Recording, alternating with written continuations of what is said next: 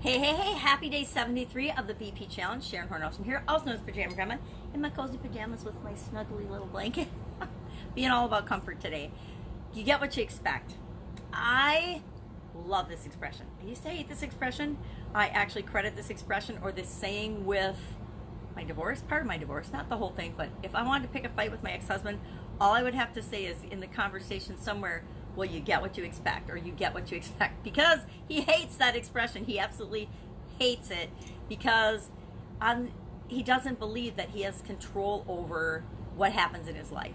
He believes that, and a lot of us, I've gone through phases in my life where I didn't believe that either. Even sometimes my behavior shows me that I am behaving in a way that indicates I'm not expecting to get a certain result. I want it, I think I want it consciously, but subconsciously there's something resisting and pushing against it. What am I talking about? Today, day 73, I want to revisit, and we're going through our 7 keys. Yesterday we talked about the physical aspects of our being. Today I want to talk about the emotional and mental aspects of our being, our thoughts and our feelings. And the reason I'm talking about them together is it's really hard to separate our thoughts and feelings. Our thoughts and feelings are so interconnected and so linked, and our beliefs, thoughts, feelings, and beliefs. Because beliefs are just things that we think often and over again. Or there's something that we linked up with a strong emotionally charged event, either positive or negative, that has fused that into our being so that our belief, a thought that we had or experience that we had, is locked in and has become a belief for us. It's often beliefs about our self-worth, beliefs about what we can and cannot do, beliefs about what we're capable of, beliefs about our identity, who we are. I am blank. Anytime I say I am blank, that is a belief. That is something. I am smart. I am stupid. I am fat. I am skinny. I am ugly. I am talented. I am worthless. Whatever we say after I am is an indication of our thoughts, our beliefs, and our feelings about whatever topic, and usually about ourselves. So today we want to do a our challenge or assignment today is to, just as we're going about our day, consciously tap in periodically to what are we thinking, what are we feeling, what emotions are being triggered by what's going on around us, and is it what's really going on around us, or is it our thoughts about what's going on around us? I used to get super duper frustrated in my business life and in my life in general. I was way too busy. I was maxed out. I was doing too many things for any human being to possibly do. And so a lot of times I was frustrated. And I was frustrated because I expected things to be different than they actually were at that moment. If you expect things to be different than they are at this very instant, you can really easily get yourself frustrated because you're thinking things should be a different way than they are. And things just are what they are, and it's my reaction to what is that matters, and it's my thoughts and beliefs and feelings about me judging that, right, that matter. It's not what is. It's me thinking what isn't right and judging that it's wrong and somehow needs to be different. That leads to massive frustration and stress and overwhelm and all kinds of bad things. So today, just tap into, by paying attention to, once in a while, and you're not going to be able to do it all the time, because guess what? We have like 80,000 thoughts a day. Are you going to be able to monitor even a couple hundred thoughts a day? No, consciously, no. But if you tap in 4 or 5 times today and you're like, okay, well, how am I feeling? And then just ask yourself, am I getting what I expect? Am I expecting to feel good, or am I expecting to feel whatever way that I'm feeling? And so I'm expecting that, and that's how I'm feeling. If at 2 o'clock in the afternoon, I'm expecting to feel tired and have an afternoon slump, I guarantee today at 2 o'clock in the afternoon, I will feel sleepy and have an afternoon slump. But if I think and I look for, oh, I'm going to be energized and excited about the entire day because I got a lot of cool things going on today, one of which will be a surprise tomorrow, then I know that I probably won't have that afternoon slump. Because guess what? Every day I don't have that afternoon slump, but every day I expect to have that afternoon slump, I have that afternoon slump.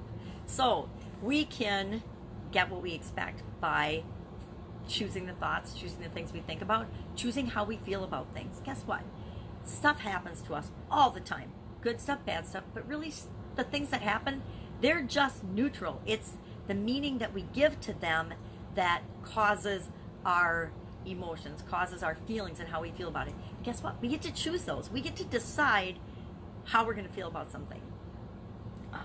And I don't know if anyone's ever told you that. Nobody ever told me that. Nobody, not when I was younger, when it would have really made a difference, told me, you know what? People are going to treat you in weird ways that are, mean and not acceptable. You don't have to accept that. Just because they're being mean to you doesn't have anything to do with you. It usually doesn't. When people are treating us poorly, it usually doesn't have anything to do with us. It's something with them that is causing them to take it out on us, And I learned this when I used to drive around and I was so stressed out. I would get frustrated driving in my car because you know what? I should have already been there, right? Again, the epitome of frustration. Well, I should have already been there. You get in your car, and even though you just got in your car and it's going to take 20 minutes to get there, I should have already been there. Why? Because I should have left earlier, or whatever that I was using on myself. But that was all just my thinking, right? I obviously left when I left because that's when I left. It wasn't a should have at all. Now that doesn't give us an out to not plan and not meet our commitments, but it does explain a lot of things. So when we're getting upset about something, or when we're super happy about something, ask ourselves, what's going on that's making me feel happy? What's going on? Am I just choosing to be happy? I mean, something bad or funny might have happened and I might be sad. Have you ever been at a party where there's all different groups of people and you can see some people are having an awesome time, some people are having a horrible time and just bored and want to leave? Almost every party I've ever been to, there have been clumps and groups like that. And if you stop and step back and look around and observe, you can see that. Guess what? We're all at the exact same party, right? But some people are having an awesome time. Some people are having a bad time. Why is that? Why are we each experiencing that party differently? Is it because the party's different? Is it because the food's different? Is it because the music's different? The atmosphere? No, it's the same experience for all of us, but we're all choosing how we're going to experience that, how we're going to interact with that. So that's kind of my weird roundabout talk about you get what you expect. So expect what you want, right? Always expect what you want. And our challenge today, and we're doing this, we're tapping into our emotions, our thoughts, and our feelings about every segment because it's that important. We make decisions, all of our decisions, all of them. I don't care.